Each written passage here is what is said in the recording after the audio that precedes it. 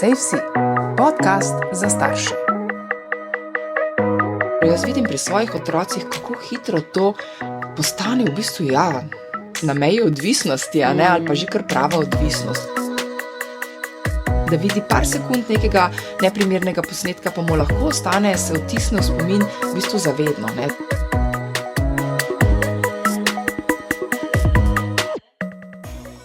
Digitalni svet je realnost našega časa in morda ga tista prva leta otroku še lahko prihranimo oziroma otroka pred njim zavarujemo. Prej ali slej pa pride trenutek, ko ta mehurček poči in otrok pride tako ali drugače v stik z digitalnimi vsebinami. Kako torej s tem zavedanjem otroka uvajati v digitalno okolje, kako najti kakovostne digitalne vsebine in zakaj je pomembno, da otroka ne prepustimo digitalnemu zahodu interneta? O tem z današnjo gostjo, Martina Peštaj, urednica uredništva otroških in mladinskih oddaj na Televiziji Slovenija in medijska psihologinja. Pozdravljena. Pozdravljena. Dogovorili sva se, da se bova tikali, kaj ne? Ja, se že dolgo poznava. Tako.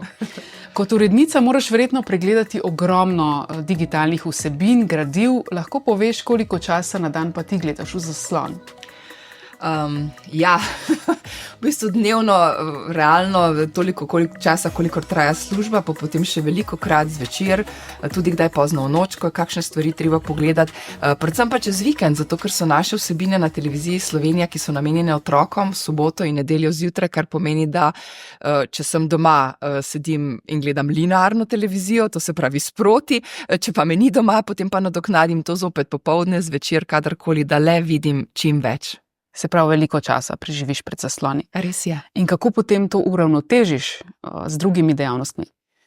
Ja, zdaj ne bi bila fair, če bi rekla, da mi to super uspeva, ker mi ne, ampak se pa še vseeno potrudim, da imam veliko dražljajev, čim več dražljajev resničnih, to se pravi ne digitalnih.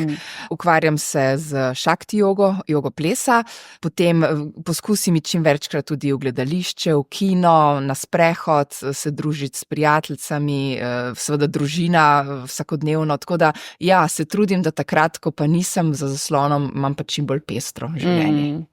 Vemo, nekako se skozi ponavljamo tudi v tem podcastu, da otroci vsaj do 2., še raje pa do 3. leta naj ne bi bili izpostavljeni v zaslonom, naj ne bi gledali v nikakršne zaslone. Kasneje pa je tudi dobro, da te digitalne vsebine uvajamo postopoma. Ti si tudi mama, 2 otrokoma. S čim si ti začela? Kako si začela s tem uvajanjem? Ja, to je po eni strani zdaj to tako, vedno, ko govorimo o teh stvarih, je tako pravijo, kako se teorija fino sliši, v praksi pa potem vse drugače. Ja, do 2 let, do 3 let pravzaprav otrok dejansko ne potrebuje digitalnih zaslonov, zato ker te vsebine, ki jih pridobi na ta način, jih mnogo bolj lahko aktivno pridobi v vsakodnevnem življenju. To se pravi v stiku z rečmi, s predmeti, z ljudmi, z besedami, z glasbo. Skratka, to je tisto, kar pravzaprav gradi njegov ta miselni svet, in se želimo, da se to čim bolj spodbuja. Zato so tudi ta priporočila slovenskih pediatrov, da do 2. leta nič, pa če potem, ko se pa začnejo, ker pač to so, moramo priznati, to so digitalni domorodci, oni so se rodili v ta svet, oni drugega sveta sploh ne poznajo, Potem pa takrat je pa res na nas starših, da se tega zavedamo in da to na nek način jih vodimo v ta svet. Seveda je tukaj na prvem mestu najbolj pomembno to, da najprej raziščemo ta odnos do zaslonov sami sabo, zato ker to je dejstvo, velja, da mi smo zgled, in če smo mi ves čas za ekranom, potem bomo zelo težko otroku, pa potem enkrat kasneje, ko nas bo lahko s tem soočil, rekli, ne, mi pa ne, ali kakorkoli. In tudi v končni fazi, da takrat, ko smo z otrokom, res preživimo čas z otrokom. Jaz velikokrat vidim mame, ko so z vozički, pa otrok sedi v vozičku, pa ima telefon pred sabo, pa to so majhni otroci, pa se gre v restavracije jesti, pa ima zaslon pred sabo. Skratka, kadarkoli želimo, da je otrok miren, da na nek način ne rabimo biti tako zelo aktivni z njim, so tukaj zasloni. In to, v določenih primerih seveda sem tudi jaz kdaj to uporabila, ampak generalno pa se mi zdi, da pri mlajšem predšolskem otroku bi moralo biti tega res čim manj. Najbolj pomembno je pa to, da takrat, ko tega ni, oziroma ko to je, da se takoj, že čisto na začetku začnemo z otrokom pogovarjati, kaj gleda, zakaj toliko, zakaj to gleda, koliko bo gledal, skratka, da so vse te, da to ni nekaj samo po sebi umevnega, ampak da se o tem pogovarjamo, ne, to se pravi, da mu rečemo, ja, to risanko lahko, neke druge pa ne moreš, zato ker je to še, nisi za njo dovolj zrel, skratka, da nekako kot neko vsakodnevno mantro, ker to potem postane vsakodnevna mantra, ker smo toliko zasičeni s tem, ne, da to nenehno pač govorimo o tem, da to nekako otrok skozi čas ponotrani, zato ker namreč, če pa se o tem ne pogovarjamo in potem, ko grejo stvari svojo pot in je tega preveč in začnemo takrat postavljati meje, bomo zelo težko takrat otroku dopovedali, zakaj pa ne. Mnogo lažje mu bomo, če bomo to nekako že sproti, ne, da ne govorimo o tem, da potem enkrat, ko postane najstnik, ko mu naše mnenje več ni relevantno, ne, kako bomo te stvari potem komunicirali, če smo do takrat pustili, da je bilo tega veliko in to res zelo hitro. Jaz vidim pri svojih otrocih, kako hitro to postane v bistvu, ja, na meji odvisnosti, a ne, ali pa že kar prava odvisnost, kako ta čas beži in koliko ur lahko otroci preživijo na teh zaslonih. Ja, vse te vsebine so narejene s tem namenom, ne, da pritegnejo, da pač potrjujejo neke dopaminske povezave v možganih. Da se izloča veliko hormonov, tako, ki jih osrečuje, in potem imajo kar občutek, da kaj bi pa pravzaprav počel, ne, in je prva izbira je vedno to, ker je pri roki, ker je najlažje, ker ne rabi nobenega, nič posebnega ne rabi, samo zaslon vzame v roke, in to je tisto v bistvu, kar mene včasih, ko to gledam pri svojem otroku, mlajšem fantu, kar me kar plaši v bistvu, ne. Pa je pomembno, da naprimer vedno sedimo zraven, ko recimo mlajši otrok neke vsebine gleda na televiziji ali tablici ali telefonu konec koncev. Meni se zdi pomembno, da kot starš poznamo vsebine. To se pravi, da vemo, kaj otrok gleda. Seveda je fino včasih, da lahko nekaj drugega počnemo zase, ko otrok gleda neke vsebine, ampak da imamo takrat občutek, da vemo, kaj gleda in da so to varne, preverjene vsebine, da v bistvu nas ne skrbi, da bi otrok kamorkoli zašel. To je ta past YouTubea, ne? Ker YouTube je tako najlažje, kratki klipi so, s tem tudi hranimo to, da čim manj pozornosti treba, ne? Ker potem, ko se naveličamo, je že nekaj drugega. Hkrati pa na YouTubeu zelo hitro otrok zaide, ne? Ker tam se prikazujejo posnetki in hitro pride vmes kakšen, ki je pa res neprimeren in je dovolj, da vidi par sekund nekega neprimernega posnetka, pa mu lahko ostane, se odtisne v spomin v bistvu zavedno, ne? Zato vedno pravim, da je fino izbirati vsebine, ki so varne, ki so preverjene, uredniško urejene, zato sem jaz recimo z mirno vestjo lahko res starše vedno znova povabim, da posežejo po vsebinah, ki jih ustvarjamo za otroke na televiziji Slovenija. Recimo mi imamo prav posebno platformo Živžav, RTV Živžav, ki je namenjena predšolskim otrokom od 3. do 8. leta in tam je prvič je uredniško vodeno, to se pravi je gor samo to, kar mi mislimo, da je primerno za otroke, veliko vsega je, tako televizijske vsebine, radijske vsebine, članki za otroke, tudi za starše imamo prav rubriko za mentorje, za starše in za mentorje, kar pomeni, da tam otrok ne more nikamor zaiti. Mi temu pravimo varno spletno igrišče, a ne. Hkrati je pa toliko raznolikih vsebin, a ne. Mi imamo recimo vsako nedeljo v Živžavu okoli 25 risank, kar pomeni, da ima res za izbire zelo veliko, a ne, da lahko najde nekaj zase, hkrati pa starši vejo, da je to nekaj, kjer pa res mogoče ne rabijo biti ves čas ob njem. Čeprav, če smem tukaj še to dodati, da je pa to, da pa smo z otrokom en velik dar v bistvu, ne, za nas lahko tudi in seveda tudi za otroka. To je tisto, čemur pravimo skupno gledanje, kar zelo spodbujamo. Je hec, ko sem jaz 20 let nazaj se začela s tem področjem ukvarjati, a ne, je bila tukaj v bistvu samo televizija in so vsi strokovnjaki govorili, ne gleda televizije, pejte ven, skratka, ne. Zdaj so strokovnjaki prišli do točke, ko pravijo, če gledajte televizijo, ker potem sedite skupaj na kavču v enem prostoru, en velik zaslon gledate, ne pa vsak na svojem zaslonu v svojem prostoru, ja. Kaj pa bi rekla, da je tisto, kar loči neko kakovostno vsebino od neke nekakovostne oziroma manj kakovostne vsebine, recimo? Jaz mislim, da je kakovostna vsebina tista, ki otroka ustrezno nagovarja, to se pravi, ki je starostno primerna. Veliko strokovnjaki po celem svetu se veliko ukvarjajo s tem, kakšne vsebine so za otroke primerne, privlačne. Seveda tu ne govorim zdaj to, da morajo biti neke poučne vsebine, sploh ne. Govorim o tem, da so vsebine takšne, da jih otrok pri 3., 4., 5., 6. letu lahko razume in jih sprejme za svoje. Da v njih ni nekih elementov, ki bi otroke prestrašili, da je ta pozornost ravno prav nekako jih pritegne. Skratka, da na koncu, ko si otrok to pogleda, ima občutek, on sam tudi, da je od tega nekaj dobil, da ga je to navdihnilo, da ga je to se dotaknilo na ustrezen način, a ne. In recimo mi smo pri knjigah, to zelo se mi zdi zelo dobro, imamo nekako napeljano, da mlajši otroci začnejo z slikanicami, z veliko ilustracij, manj besedila, potem so to vedno bolj krči, na koncu so to neke debele knjige, ki nimajo skoraj nič ilustracij. A ne, pri televiziji ali pa pri nekih digitalnih vsebinah je pa recimo, čim je animacija, je to mišljeno, da je to kar za otroke, a ne, pa v resnici ni. Animacija je takrat, ko se je začela, je bila v bistvu narejena za odrasle in se je šele zaradi samega privlačnega žanra skozi leta oblikovala tudi za otroke, ne. In potem se recimo zgodi, da greš v kino gledati en celovečeren animiran film in odhajajo 3-letniki po 15 minutah v joku ven, ker pač to ni primerno za njih in so starši nesrečni, ker oni so želeli iti v kino, a ne, in zdaj noben nima od tega dogodka nič, ne. Jaz vedno pravim, da v bistvu vse ob svojem času in da bo za vse te vsebine še prišel pravi čas in ko pride pravi čas, da jo lahko otrok razume, lahko v njej res tako uživa, ne, ima tisti občutek, ja, to je bilo pa zdaj za mene.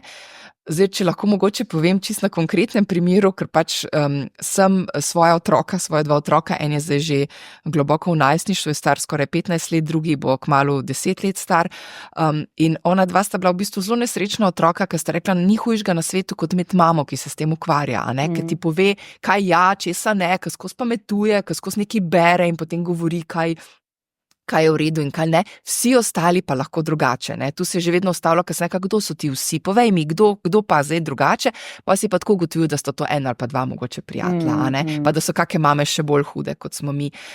Pol je bil pa tukaj še oče, ki je pa IT-jevec in imel pač vse kontrole, ne, vse family linke, vse smo kontrolirali, še zdaj vse kontroliramo v bistvu, ne, ampak smo se pa tudi o tem veliko pogovarjali, ne, ni bilo to, da sem jaz rekla, ne, vidva ne smeta, ne, ti ne smeš, ampak sem povedala, zakaj mislim, da bi bilo tako dobro in potem sta recimo zelo trpela, mogoče pod narekovaji, ne, ker sta morala hoditi v kinodvor kot otroka, ne, ker vsi so pohodili v druge kinodvorane, ne, ampak recimo zdaj ta 15-letnik, ko jaz rečem, a greva en film gledati v kinodvor, pa ve, da je to izbran film za njega, za njegovo starost, on gre z največjim veseljem in midva si to vzameva prav tako kot najin dogodek in potem se o tem še pogovarjava, ne, in ta mlajši tudi glih danes zjutraj, ko smo se odpravljala od doma, mi je rekel, mami, tako dolgo že nisva bila nič v kinu ali pa v teatru, a bova midva kaj šla.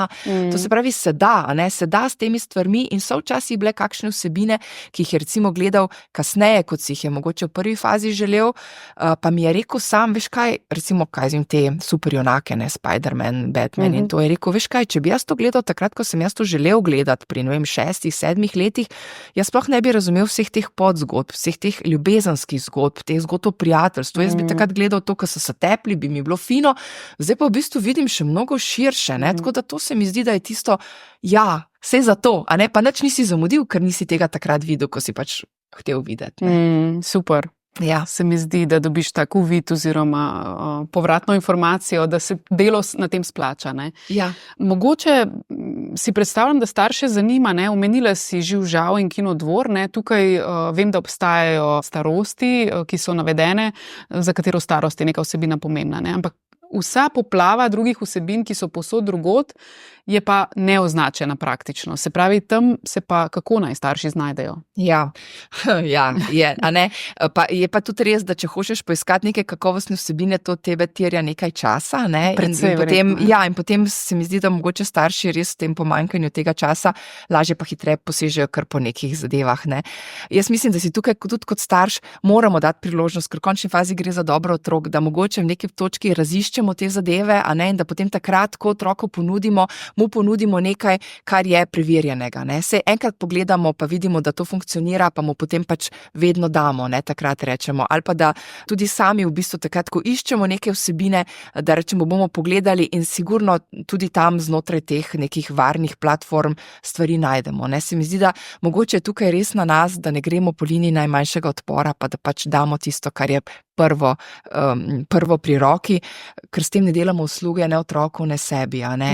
In se mi zdi, da lahko, ko enkrat ugotovimo, da so možnosti širše in da, ko vložimo malo napora, da lahko potem prinese to neke rezultate, potem v bistvu ugotoviš, da se splača, no, da je vredno. Ja.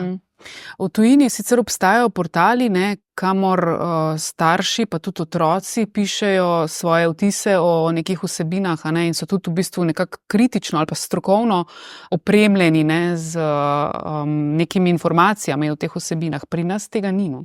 Ne, nažalost, čeprav bi si želimo, se o tem veliko pogovarjamo. Jaz sem vesela, da imajo recimo vsaj Kinodvor oziroma Art Kino mreža ima te priporočilne oznake, to se pravi, to gre res ne za to, da ne bi otroci smeli, ampak gre, da je v bistvu pomoč staršem, da izberejo vsebine, ki so prav za njihove otroke primerne, in pa potem kakšni čisto specifični portali, kjer pač najdeš nekako to.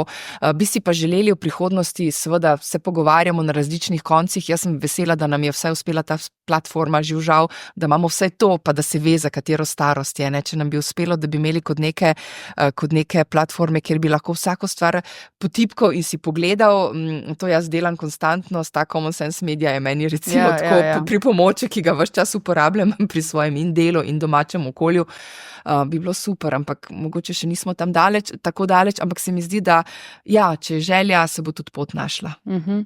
Ti si sicer tudi medijska psihologinja, sem prej omenila, ne? Kaj pa meniš o teh vsebinah komercialne narave, recimo resničnostni šovi s talenti ali pa naprimer kuharski šovi, ki jih otroci tudi množično gledajo pri nas, naprimer? Ja, o tem se veliko pogovarjamo, tudi s kolegi iz tujine veliko pogovarjamo.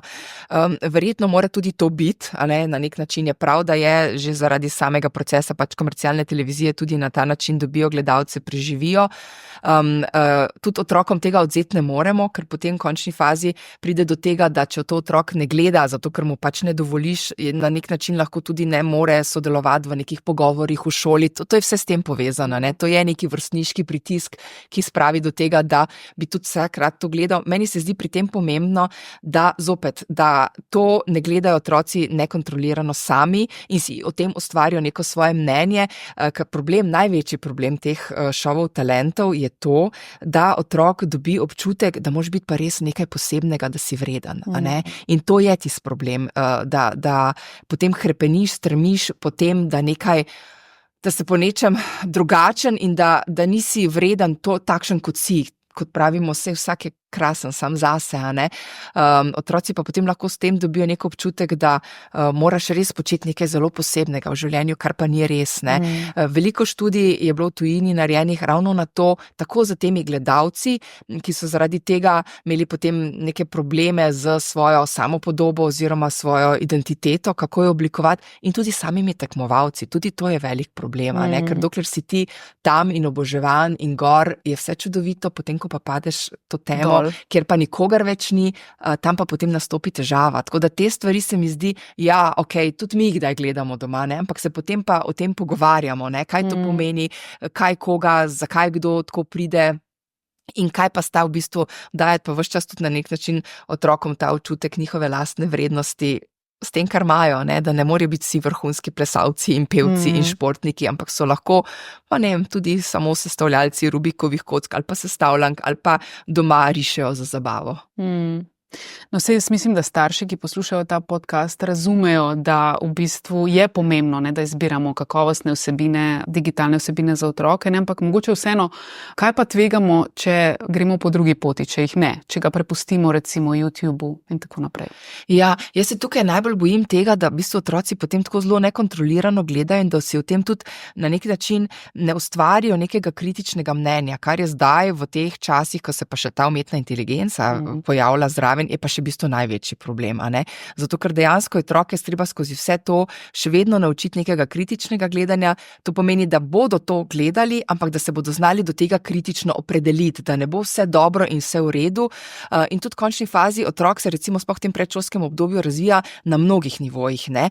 Tudi na miselnem, to se pravi, da mora imeti tudi miselno dovolj zahtevne naloge oziroma vsebine, ki jih lahko spremlja, estetski, čut za estetiko, a ne? Če je to vse enako, če so to vse enake, recimo 3D animacije, na koncu koncev a ne, iz tega potem tudi ne more zase potegniti, kaj mu je všeč in kaj mu ni všeč. Potem je tukaj recimo tudi en pomemben dejavnik jezik. Jezik se v predšolskem obdobju intenzivno razvija in če je to ena popačena sinhronizacija, tudi ni v dobro otroku, a ne. In se mi zdi, da so vse to te stvari, vsebine, ki so recimo tudi primerne za starost, hkrati pa nekako spodbujajo neke vrednote, ki jih kot družba imamo, to se pravi prijateljstvo, pomoč, sodelovanje, a ne, če so to neke nasilne vsebine, ni tako črno-belo, kot včasih se sliši, a ne, če otrok gleda nasilne vsebine, bo pa on tudi nasilen. To, o tem ne govorimo, ampak ja, seveda, če pa jih teh vsebin preveč, če nima potem nekega pogovora s staršem o tem, da te vsebine, ti načini delovanja niso ustrezni, pa se mogoče res lahko otrok potem v neki situaciji, ki ga frustrira,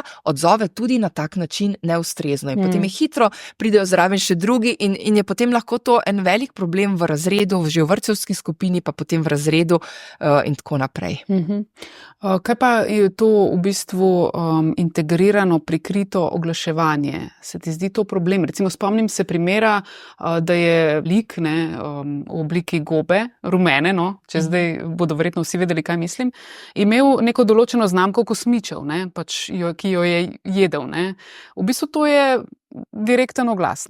Ja, je absolutno. V končni fazi so tudi najbolj uspešne komercialne risanke tiste, ki imajo potem močno podporo v trgovinah in potem seveda, in se potem to eno z drugim vrti, ne. Ti prideš v trgovino in te tam bombardirajo jogurti, pa igračke, pa blazine, pa posteljnine in potem seveda gledaš to in potem zopet želiš imeti tiste predmete, skratka to je en tak začaran krog, ne, ki obstaja, samo od sebe obstaja in se vrti in je pač seveda, ne moremo, jaz vem, da otrok ne moremo iz tega ven potegniti in da tudi je fino, da to gledajo, če je količka le kakovostno, ker ni vse komercialno tudi nekakovostno. Tukaj moram reči iskreno, da so tudi kakšne zelo komercialne vsebine lahko dobre, a ne? Ampak je pa fino, da otrok vidi to raznoliko paleto, da ni to samo eno in isto, da mu pokažemo neke druge stvari, ker namreč je pa tudi to hec, tega se tudi moramo zavedati, a ne? Če otrok izbira po svojem občutku, bo seveda izbral tisto, kar je na prvo žogo, tisto, kar je najbolj privlačno, tisto, kar vsi gledajo, tisto, kar vidi v trgovini in potem takoj doma to poveže.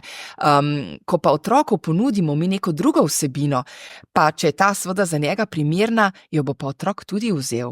In to je tista naša naloga, a ne? To se pravi, da ne puščamo otroka samo v tem bazenu, ki ga pozna, ki ga obvlada, ki mu je ljub in edini možen, ampak da mu ves čas ponujamo tudi druge stvari, ker potem pa naenkrat ugotovi, da je pa tudi tisto fino. A ne, jaz to recimo vsako leto imam to najboljši dokaz za to, ko imamo festival Animateka, animiranega filma, imamo program Slon, prav za otroke različnih starosti in pride recimo vrtčevske skupine, polna dvorana vrtčevskih skupin in to, kar jim tam mi na zaslonu kažemo, recimo 5 animiranih filmov in nekaj čisto drugega, kot so risanke, ki jih oni gledajo recimo na komercialnih postajah.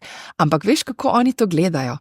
Oni uživajo, mi se potem pogovarjamo po vsakem filmu, a ne? In potem, ko odhajajo ven, jaz najraje slonim tam ob ograji in se z njimi pogovarjam in vsak mi hoče povedati, kako mi je bilo to všeč, pa mi je bilo ono všeč, pa tam je bila super muzika, pa tam je bilo to ful luštno. Skratka, če otroku ponudiš nekaj drugega na pravi način, bo otrok to zagrabil in to je tisto, kar je naša naloga nas odraslih. Mogoče še kakšna beseda o tem, kako izbirate te vsebine na televiziji, torej ta uredniški izbor, kako poteka, koliko časa traja, kakšni so koraki? Okay, jaz bom povedala za risanke, ker sama delam to selekcijo risanke, sem nasledila to krasno delo od legendarne urednice Andreje Hafner. Jaz v bistvu ogromno risank pregledam in se potem odločam, katere so tiste, ki se meni zdijo za našo nacionalno televizijo najboljše. Seveda pazim tudi na to, da so kakšne, ki so tudi za otroke zelo privlačne, da so kakšne, ki imajo vsebine, ki so mogoče tudi recimo z kakšnih posebnih področji, kot je recimo otroci s kakšnimi invalidnostmi ali pa recimo, ne vem, enostarševske družine, skratka vse to se že pojavlja, skratka skušam biti eno čim bolj pisano pestro paleto z raznolikimi animacijskimi slogi, da se otroci lahko tudi v tem nekako urijo in potem poskrbimo za res dobro sinhronizacijo. Kar se pa tiče naših lastnih oddaj, a ne, imam pa to res en čudovit tim, s katerim delamo in oni dejansko v bistvu poskrbijo, razdeljene so nekako po starostnih skupinah, urednice naših oddaj in zelo dobro poznajo te starostne skupine, pomeni, da sodelujejo s predšolskimi otroci, sodelujejo s šolarji, sodelujejo z najstniki in glede na to potem pripravljamo vsebine, ki so privlačne, zabavne, zanimive za njih in jih uvrščamo v naš program. In si pač želimo, da otroci z nami sodelujejo, jih nagovarjamo tudi po socialnih omrežjih, zato ker vemo, da tam so, ampak se skušamo zopet to delati na nek varen, prijazen način, izključujemo sovražen govor. Skratka, skušamo biti tam za njih, zabavni, privlačni in seveda skozi to pa pride potem tudi neka poučna plat, informativna plat in vse to, kar pač mislimo, da bi otroci v tem času rabili. Si se pa tudi, ali pa ste se tudi lotili neke vrste kampanje proti pretirani rabi zaslonov? Če se ne motim, je tudi tvoj sin pri tem sodeloval, ne? Lahko poveš kaj več o tem? Ja, meni se zdijo te kampanje zelo primerne, sploh za nacionalno televizijo, da se moramo odzivati na neke aktualne dogodke, ki so pač okoli nas. In takrat je spontano prišlo do tega, kaj pa če naredimo, če stopimo z vami, Safe.si v korak in naredimo eno kampanjo proti prekomerni rabi zaslonov in smo potem v bistvu poskrbeli, da so tako naše te avtorske oddaje govorile o tem, da smo govorili za različno stare otroke, da smo imeli tudi dokumentarne filme, igrane filme, da smo imeli kratke klipe, v katerih smo skupaj z zdravniško zbornico naredili o varni rabi zaslonov za mame oziroma za starše, očete in mame, dedke, babice, starše predšolskih otrok. Skratka, da smo res posvetili en teden vsemu temu in tudi smo potem na tej platformi tako živžav kot za tisti za šolarje čisto hudo naredili posebna razdelka, kjer smo vse te vsebine imeli na enem mestu, da so lahko tudi učitelji po njih posegali, da so lahko o tem to pogledali, se o tem pogovarjali. Skratka, na ta način si želimo in v prihodnjem letu si tudi načrtujemo še takšnih kampanj. Super. Upam, da se bodo starši po slišanem vsaj malce bolj znašli v poplavi digitalnih vsebin in znali poiskati tiste kakovostne, ki bodo otrokom koristile. Hvala za ta pogovor. Hvala za povabilo.